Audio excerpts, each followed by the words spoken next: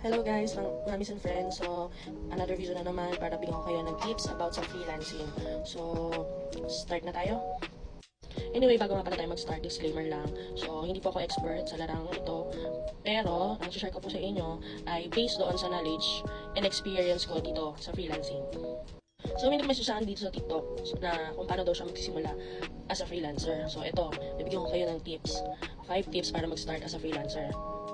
Number 1, identify your skills and strengths. So, ito yung tinatawag na sinasabi nga nila na know your niche bago ka pumasok sa freelancing. So, dapat nakafocus ka na doon sa service or services na ibibigay mo doon sa client mo. Ito yung pagpufokusan mo o mas pag-aaralan mo palalo, i-upgrade mo. Kasi dito ka nakafocus sa service. Ito, for example, ako, ang niche ko po ay social media manager or general VA. So, dito lang ako, ito lang yung mga services na ino-offer ko sa mga clients. At ito din yung hinahanap ko kapag naghahanap ako ng project or job post. It's either online jobs PH or Upwork. So, ito lang yung ino-offer ko ng service. So, syempre, ang suggestion ko dyan sa know your niche para ma-identify mo yung skills and strengths mo. Syempre, kung yung passion mo, saan ka pa mahilig ka bang mag social media. So, yun, pwede mong i-apply na sa social media manager. So, ano pa, yung mahilig ka bang mag-edit ng mga video. So, yun, pwede mong gawin niche yung video editor. So, video editing. So, ayun yung i-offer mo. So, yun yung magiging position mo. So, ang maipapayo ko lang talaga sa inyo, mag-focus kayo doon sa lagi nyong ginagawa at yung gustong-gusto nyo gawin. Number 2, define your target market. So, dito, kailangan nyo malaman kung saan market nyo i-provide or hanapin yung service na meron kayo o yung niche na meron kayo. So, ito ba ay para sa mga social media businesses or ito po ba ay para doon sa mga digital marketing services? So, mag-focus kayo kung saan yung target na market nyo or anong industry yung gusto nyo pasukin.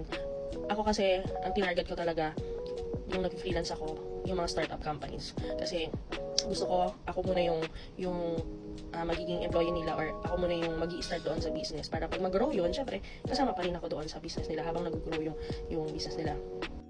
Number 3, set your pricing and policies. So, syempre, kailangan alam mo yung rate mo, alam mo yung rate na ibibigay mo. So, hindi naman pwedeng nag-rate ka ng more than $7 to $10 sa isang service pero hindi mo naman alam or wala ka naman talagang knowledge doon. So, dapat kapag nag-set ka ng price mo based doon sa expertise na meron ka. So, para hindi nakakaya doon sa client mo.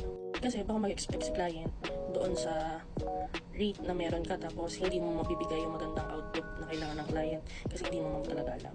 Siyempre, magbabayad sila sa'yo kaya kailangan yung ibibigay nating output o ibibigay mong output sa kanila ay dapat based doon sa rate na binigay mo. Usually, kapag beginner, nag-start yan, nag-rate yan ng mga $3 to $5. And depende yan sa skills. Depende rin yan kung ano yung service na in-offer nila. Depende yan doon sa service na in-offer natin para sa kanila. Huwag din kayong magsasabi na alam nyo yung kaya ganun yung rate nyo kasi alam nyo yung gagawin nyo kahit hindi naman. So, huwag nating apply dun yung fake till you make it. So, pangit yun. Kasi baka kung kailan lang doon kailangan ni client, doon nyo lang siya pag-aaralan para lang matanggap kayo sa trabaho. Siyempre, sasabihin nyo din kung ano yung payment terms nyo, ano bang gusto nyo, weekly. Usually, sila naman talaga nag-decide lang kung weekly, bi-weekly, or per month. Pero, pwede naman nyo siyang pakiusapan, malay nyo pumayag. Pero ako, sa experience ko, hanggang bi-weekly lang ako. Pero ngayon, weekly yung sa mga present client ko, meron akong 2 client ngayon, weekly ako sumasahod sa kanila. Kasi mahirap tumanggap ng monthly dahil lalo na kung bago pa lang, syempre yung trust. Siguro sa umpisa, sabihin mo, okay lang ba kung weekly or weekly muna kasi nag-gain kayo ng trust para sa isa't isa. So kung nag-gain na yung trust, so saka ka pumayag na pumayag ka na ng monthly. Doon din papasok kung ano bang gusto mo, yung oras, kung flexible or susundin mo yung oras ni client. Usually naman kasi sa ating mga freelancer ay sariling oras yung ginagamit natin. Depende na lang talaga kasi ako kagaya nung sa unang kong client ngayon ay nag-decide talaga ako na sundin yung oras na kahit sinabi niya na gawin ko sa ibang oras. Hindi ako pumayag kasi meron construction services to. So, syempre daily may mga inquiries. So, kailangan mas maganda na masagot ko yung mga inquiries doon sa time na may nag-inquire. Kasi sayang naman kung palalagpasin ko pa yung oras bago ko sagutin. Number 4, equip yourself with necessary tools. Siyempre naman, hindi ka naman dapat mag-apply kung wala kang gamit. Ano ba yung mga equipment na kailangan natin? Usually, laptop lang naman yun, computer and internet. So, dapat yung mga basic na yan, meron tayo bago tayo mag-apply.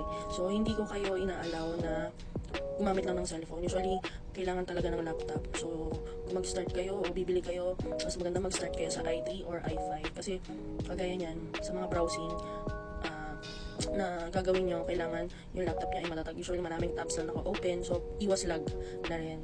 So, yung internet nyo, meron ba kayong backup para sa internet in case mawala ng kuryente or magkaroon ng bagyo, tapos mawalan nga ng kuryente, meron kayong backup para doon. Kasi nga, syempre, ito yung pinaka bread and butter natin. So, kailangan ready tayo doon sa mga equipment sa tools na gagamitin natin sa freelancing.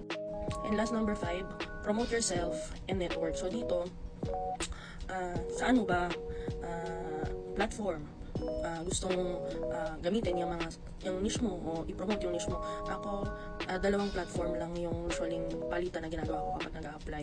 It's either online jobs PH or Upwork lang talaga ako naghahanap ng work. So, mahirap siya, pero pag na-establish mo na yung profile mo, madali na kasi na-experience mo na. At isa pa, sumali kayo sa mga community, sa freelancing community, kagaya ng Molongski, Verse, yan, yung mga Upwork group, online jobs PH group. Sumali kayo dyan, marami kayo matututunan, lalo na doon sa mga niche ninyo. Meron yan sa Facebook, hanapin nyo lang yung social media, may mga groups na ganyan na makakatulong sa inyo para lalo pa kayong ma-develop, mag-grow doon sa niche na meron kayo. Tsaka sa mga freelancing journey na makakasama nyo sila. Kung magtatanong kayo, may mga katanungan kayo tungkol sa freelancing, pwede kayo doon, pwede kayo magtanong. So, mababait naman yung mga kapwa nating Pinoy pagdating sa ganyan. So, ayun lang. So, sana sa mga susunod na video ay abangan nyo para sa mga tips. Bye-bye!